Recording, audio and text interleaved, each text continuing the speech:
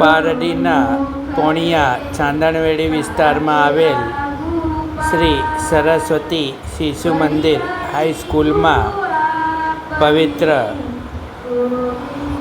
ગુરુ પૂર્ણિમા પર્વની ઉજવણી શાળાના બાળકોએ કરી હતી. આ ઉજવણી દરમિયાન શાળાના શિક્ષકો, પ્રિન્સિપલ અને શાળાના ટ્રસ્ટી રાજેશભાઈ રાણા સાથે મહાનુભાવો ઉપસ્થિત રહ્યા હતા અને વિદ્યાર્થીઓને ગુરુ પૂર્ણિમા પર્વની શુભકામનાઓ આપી શિક્ષણ ક્ષેત્રે માર્ગદર્શન પૂરું પાડ્યું હતું. પ્રણામ કરવા માટેનો વિશેષ દિવસ એટલે ગુરુ પૂર્ણિમા.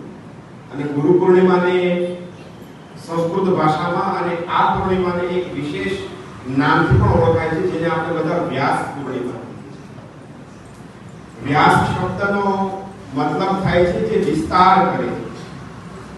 તળપદી ભાષામાં અલગ અલગ સ્થાન પર આપણે અલગ અલગ શબ્દો જોયા હોય છે. એમાંનો એક શબ્દ પ્રસિદ્ધ શબ્દ છે, આપણે બધાએ વાંચ્યો હશે, દુકાનો પર બહાર લખ્યો હોય છે, વ્યાજે રૂપિયા મળે. તો જે વ્યાજ શબ્દ છે એ વ્યાસ શબ્દમાંથી બનેલો એક શબ્દ છે. એક વેદ હતો, એ વેદોનો વિસ્તાર કર્યો એટલા માટે એનું નામ પડ્યું છે વેદ વ્યાસ. એ વેદવ્યાસ ભગવાનને પ્રણામ કરવા માટેની ભાવનાથી આ ગુરુ પૂર્ણિમા મહોત્સવ આપણે સૌ ઉજવીએ છીએ. હવે આપણે જે પરંપરામાં જીવીએ છીએ એ પરંપરામાં બહુ પ્રસિદ્ધ એવા વાક્ય છે. આપ સૌને હાર્દિક શુભકામનાઓ. આજે ગુરુ પ્રત્યે કૃતજ્ઞતા વ્યક્ત કરવાનો અવસર છે. આપણે જે કંઈ જીવનમાં શીખ્યા છે અત્યાર સુધી, એમાં માતા જન્મ આપે છે, પિતા પાલન પોષણ કરે છે, પરંતુ જીવનમાં સાચી દિશા બતાવવાનું કામ ગુરુ કરે છે, આપણે સૌ જાણીએ છીએ. એક નાનકડી, બધા પ્રસંગો પણ થયા છે, એક નાનકડું ઉદાહરણ છે. એક વખત શિષ્ય એના ગુરુને પૂછ્યું કે ગુરુની સફળતાનું રહસ્ય શું છે? એટલે ગુરુ એને નદી તરફ દોરીને લઈ જાય છે અને જ્યારે નદીની અંદર ઉતરે છે ત્યારે ગુરુ એના શિષ્યનું જે માથું છે એ પાણીની અંદર ડૂબકી લગાવે છે, દાબી દે છે, કાઢતા નથી. શિષ્ય ગુંગળામણ અનુભવે છે, ગભરાઈ જાય. પછી તરત ગુરુ એને પાણીમાંથી બહાર કાઢે છે.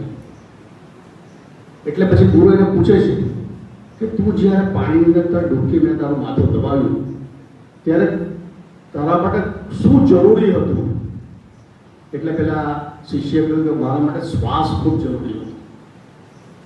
એટલે ગુરુએ કહ્યું કે બસ આ જ વાત તારે સફળતાના રહસ્ય માટે તને કહું છું કે તું જેટલી સફળતા મેળવવા માટે તો જે પ્રયત્ન અને તીવ્ર ઈચ્છા રાખશે તો તને સફળતા તારા પગ ચૂમશે. એટલે કહેવાનો મતલબ કે ગુરુ, આવા ગુરુઓ આપણને સાચી દિશા બતાવે છે. અને ફક્ત ગુરુ નહીં પરંતુ શિષ્યની મહેનત પણ એમાં રંગ લાવે છે. ગુરુ તો માર્ગદર્શન આપે છે, પણ આપણે પણ ગુરુના માર્ગદર્શનમાં પોતાની મહેનતથી જીવનમાં આગળ વધીએ એવી આપ બધાની પાસેથી અપેક્ષા રાખું છું. અને આજના શુભ દિવસે આપ સૌ આજે પરંપરા છે ગુરુ પૂજનની, એ પરંપરા જિંદગી સુધી જાળવતા રહેશો એવી પણ આપની પાસેથી આશા રાખું છું. મારા એક ગુરુ છે, મને MScમાં ભણાવતો હતા, સાયન્સમાં કેમિસ્ટ્રી, ડૉક્ટર નાગાજી દેસાઈ, વલસાડ ખાતે છે. એમના 9 વાગે મારે મળવા જવાનું છે, એટલે હું અહીંથી આપની રજા લઈને નીકળીશ. મને કહ્યું કે 2 મિનિટ તમે કહેજો કંઈ, એટલા માટે મેં આપની અંદર થોડો વાત કરી છે. ફરી એકવાર સમગ્ર ગુરુજનોના ચરણોમાં નમસ્કાર કરી આપ સૌને ફરી એક વખત ગુરુ પૂર્ણિમાની શુભકામનાઓ આપું છું. ભારત માતા કી જય. અને જ્ઞાન આપી જન્મ આપે છે. ગુરુ જ વિષ્ણુ છે, કારણ કે એ આપણને પાલન પોષણ કરે છે. ગુરુ જ શંકા છે, કારણ કે એ આપણા અજ્ઞાનનો નાશ કરે છે. ગુરુ જ સાક્ષાત ભગવાન છે.